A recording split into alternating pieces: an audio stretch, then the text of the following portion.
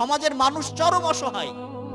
একজন অসহায় মানুষের পাশে আর একজন শক্তিশালী সাধ্যশালী মানুষের উচিত তার পাশে এসে দাঁড়ানো।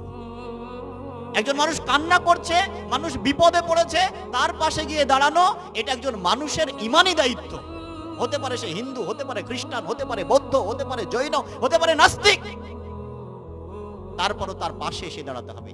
আর একজন মুসলিম হয়ে যদি আরেকজন মুসলিমের বিরুদ্ধে আচরণ করি, একজন মুসলিম হয়ে যদি আরেকজন মুসলিমের পাশে এসে না দাঁড়াই, কাল কিয়ামতের ময়দানে আমাকে আপনাকে জবাবদিহিতা করতে হবে। তো আমরা অধিকাংশ মুসলিম জানি না যে আমাদের মৃত্যুর পরে একটা কথার উপর ভিত্তি করে আমাদেরকে জান্নাত অথবা জাহান্নাম যেতে হবে।